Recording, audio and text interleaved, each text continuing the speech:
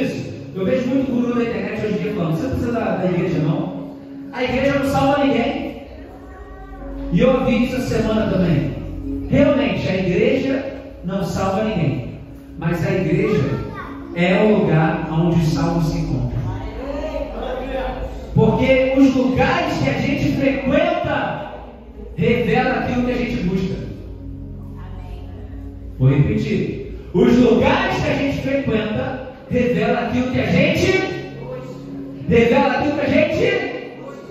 Se você quer cuidar do seu corpo, você vai para a academia. Se você quer comer alguma coisa gostosa diferente, você vai no restaurante. Você quer comprar uma roupa, você vai no shopping. Você quer jogar futebol, você vai na quadra, no campo. Você quer buscar a Deus e ouvir o que o Espírito vai falar, o que os céus estão falando, você vai à igreja. Aleluia! E as pessoas estão querendo esse bafafá de que não precisa da igreja, basta comunhão com Deus, eu tenho Deus, não tem nada a ver. Gente, isso é uma mentira de Satanás que tem destruído muitos irmãos e irmãs nossos. E a gente tem que combater essa mentira com a verdade de Deus. Martinho Lutero diz que não se pode, assim como não se pode se casar com alguém sozinho, não se pode ser cristão sozinho. Querido, as pessoas ficam falando: não, mas eu posso visitar várias igrejas. Não pode. Você tem que estar, não tem como criar raiz em vários lugares. Você tem que enraizar no lugar e crescer e dar fruto. Então para com esse bafafá também, que não, vou visitar uma igreja hoje aqui, outra igreja lá, aí outra igreja lá, não vai em nenhum lugar. Não cria raiz, não dá fruto. Você precisa crescer, amadurecer, amém? Querido, outro ponto também como igreja que tem que entender para a gente não deixar. A igreja, estamos aqui para criar o futuro. Estamos aqui para criar esperança. E a esperança não está no passado. Vou falar com toda boa e todos os palavras, isso Deus me estou muito no meu coração. Querido, você já ouviu falar dele, Paul Young Cho? É uma das maiores igrejas do mundo, lá na Coreia. Hoje a igreja dele está esvaziando, sabe por quê? Eles cometeram um erro suave. A igreja pensa, só que eles esqueceram da próxima geração. Eles começaram a pregar e ficaram só com eles ali. E eu estava lendo um livro que o autor fala assim: o futuro da igreja, olha só, o pastor falando, o futuro da igreja não é alcançar nossos pais, nem nossos avós, mas alcançar os filhos dos nossos filhos. E a igreja tem perdido um território, porque tem sido uma igreja para os nossos pais e avós. Aí a nova geração chega e olha e fala: pô, isso não tem nada a ver comigo. Aí quem vai sai. Aí a igreja fica só, aquele clubinho ali, o que vai acontecendo? Meu irmão vai morrendo. E várias igrejas, lá na Europa, gente, várias igrejas fecharam. Porque eles não souberam alcançar os jovens, não souberam alcançar o evangelho para as novas pessoas. Então, querido, eu estou aqui querendo alcançar a geração não só da Lícia, da Maria Alice, do Caleb, mas dos futuros, dos filhos dele. Essa deve ser a preocupação da igreja. Como a gente vai alcançar essa nova geração? Porque, querido, não se trata de nós, se trata com quem a gente vai passar o bastão. Só que às vezes a gente se prende no nosso ego, a gente se prende na nossa vontade e fala: não, mas foi desse jeito que eu fiz. E eu mostrei até um texto para a pastora que o pastor fala assim: as últimas palavras de uma igreja nós nunca fizemos desse jeito, sempre foi desse jeito aqui, por que vai mudar agora? E aí igrejas estão morrendo, porque não estão sabendo alcançar os perdidos. A igreja, gente, não é um clube, não é para a gente manter somente, não é para a gente focar só na nossa bolha, é para a gente, quem a gente quer alcançar lá fora. É focar e falar: como a gente vai alcançar o pessoal lá fora? Como a gente vai alcançar nossos vizinhos? Isso começa pelo nosso testemunho.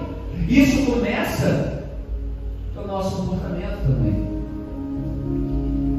Querido, às vezes a igreja tem tido mais amor pela sua tradição. Isso aqui é forte. A igreja tem tido mais amor pela sua tradição do que amor aos filhos. E acabamos perdendo Deus e os filhos por causa da nossa tradição. Não, tem que ser desse jeito, tá. E os jovens vão embora. E o mundo está lá, abraçando, falando a linguagem deles. Querida, a igreja é para ser o melhor lugar do mundo. E a gente tem que saber se comunicar com as próximas gerações. Porque um dia eu e você não vamos estar mais aqui. E a questão é aonde está nosso foco. Amém? Amém, igreja? A gente vê que todas as igrejas que estão crescendo, a gente tem esse foco em alcançar os perdidos. E se comunicar, se atualizar, usar a tecnologia. Vamos usar a tecnologia. Estamos usando no canal do YouTube agora, estamos indo aos poucos, até colocar, não sei o quê. E vamos usando, porque a nova geração precisa disso, entender.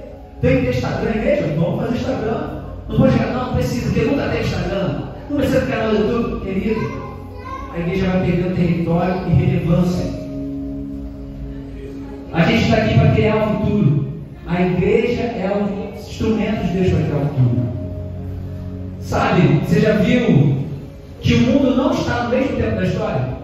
Se eu pegasse vocês no avião aqui e falando, igreja, vamos lá para a Amazônia, vamos para uma tribo indígena, a gente vai voltar 500 anos atrás. Eles não têm tecnologia, é só ver a Índia ali atrás. A Cristina. Você vai ver um montão de Cristina lá, e um montão de Brenda, um montão de Índia. Não tem nada. Tu volta 500 anos atrás, está ao mesmo tempo que a gente hoje. Olha que entendeu? Tem igrejas que estão assim. Tu entra numa igreja que está 500 anos atrás. É louvores da antiga, não quer nem cantar louvores novos. Questões antigas e tu vai. Questões relevantes do tempo atual. Não sabemos falar. É meu negócio falar com o índio de internet. A gente vai falar, como assim internet? Querido, tu acha que se o apóstolo Paulo tivesse aqui, ele não ia usar a internet? Tu acha que se Jesus não tivesse aqui, ele não ia usar todos os canais que pudesse? Posso continuar aí, igreja? Vai ser rápido, a gente vai terminar. Algumas igrejas estão perdidas no passado. Antes de existir internet, telefone, carros, existem coisas que passaram a existir porque um homem decidiu criar o futuro, esperança, e hoje a maioria usa. Jesus, quando veio no seu tempo, ele estava à frente do seu tempo, e ele trouxe coisas novas que a religião não entendeu, os religiosos, os seus, não receberam. Então, sabe o que eu entendi? Que se a sua visão não tem oposição, ela não é significativa bastante. Se a visão que Deus te deu, se o sonho que Deus te deu, se o chamado que Deus te deu, não se levantar oposição, ela não é significativa bastante. Não quer ter oposição? Fica parado no seu lugar. Não faz nada, mesmo assim vai ter oposição. Então, entre ter oposição sobre ficar parado e não dar frutos, eu prefiro ter oposição por fazer aquilo que eu acredito e aquilo que Deus nos chamou para fazer.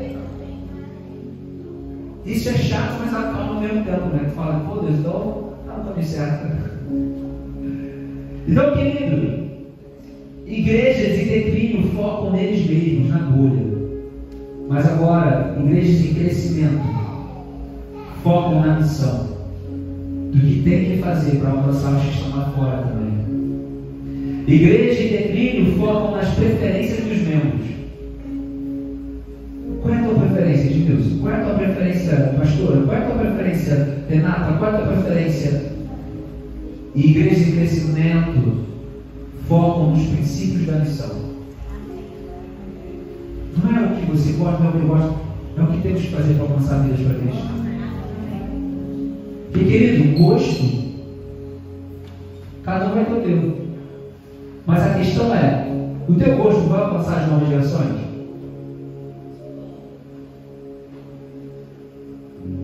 Os teus louvores vão falar com a nova geração? A tua forma de falar o Evangelho vai alcançar as novas gerações? Porque a nossa responsabilidade não é só ganhar a nossa, mas a próxima. E a próxima, e a próxima. Está fazendo sentido, igreja? É deixar um legado. Igrejas em declínio são consumidoras.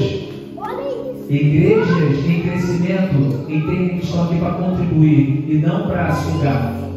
Foi feita uma pesquisa, e isso eu achei interessante demais. Escuta essa, pastor Ivanildo.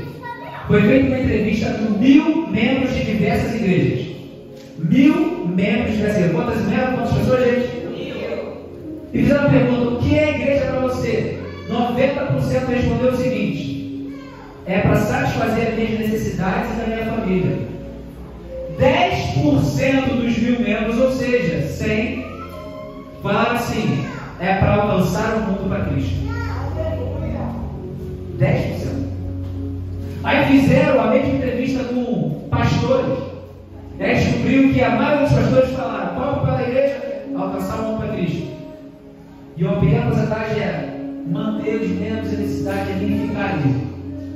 E por isso tem esse conflito, porque às vezes os membros entendem uma coisa e o pastor entende outra. Vamos passar o mundo, ele vai para lá. Mas isso não satisfaz minha necessidade. Isso não satisfaz minha preferência. Isso não satisfaz o que eu gosto. Aí você impede o crescimento e o avanço da igreja. Deus está falando, igreja? Amém. Porque uma igreja, uma vida, e eu falo não só igreja, porque a gente não pode deixar de congregar, mas a gente tem que entender isso. Uma igreja, uma vida focada no passado, está arruinando o seu futuro. Se você fica focando no passado, você está arruinando o seu futuro. Então, querido, outro ponto também que as pessoas ficam falando que querem deixar de congregar: não existe igreja perfeita, existe um Deus perfeito. A igreja não fere ninguém, pessoas ferem pessoas, mas pessoas curam pessoas. Quando alguém lá fora dizer para você assim: eu estou ferido com a igreja, você fala assim: não, ferido com a igreja não, a igreja não fere ninguém não. Você pergunta assim: qual é o nome da pessoa? Identifica. Sabe por quê? É a mesma coisa que eu estou ferido com a escola. Não, a escola não fere ninguém. Quem te feriu lá na escola? Que a gente leva para o povo. É uma frustração que teve com o homem. Todos os homens não prestam. Não. Qual foi o homem que arruinou a tua vida? Nenhuma mulher presta. Não. Toda mulher presta, não. Qual foi a mulher que te machucou desse jeito? Vamos colocar os pontos nos is e identificar, porque a igreja não machuca ninguém. São pessoas que machucam pessoas. Mas pessoas também curam pessoas. E a gente identificar e saber se reconciliar. Então, querido, a gente precisa da igreja, sabe por quê? É no corpo que corre o sangue. É no corpo que corre a vida. Não existe vida fora do corpo, não existe proteção fora do corpo. E eu quero dizer que às vezes a gente usa o termo: a igreja é um hospital. Você já ouviu isso? Faz aquele texto: Jesus veio para os doentes e tal. Mas não existe versículo que fale, tá bom? Isso não está na Bíblia, a igreja é um hospital. E eu não gosto desse termo porque eu não gosto de hospital.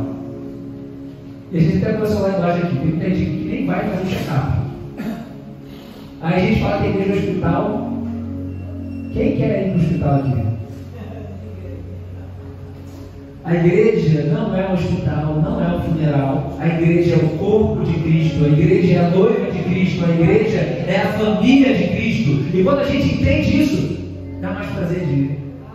Eu vou ver minha família, eu vou fazer parte do corpo.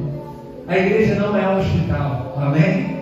A gente pode pegar uma interpretação disso, mas não está na Bíblia isso. Porque eu mal vou para o hospital, a gente que eu quero evitar o máximo, mas eu sei que tem que ir também. Mas às vezes a gente coloca esse tema e a gente começa a bloquear. A primeira decisão que nós tomamos na nossa vida é crer, para acessar a salvação e termos a plena confiança em que Jesus para acessar Ele. A segunda é a comunhão. E ter um compromisso com Cristo nos leva a ter compromisso uns para com os outros.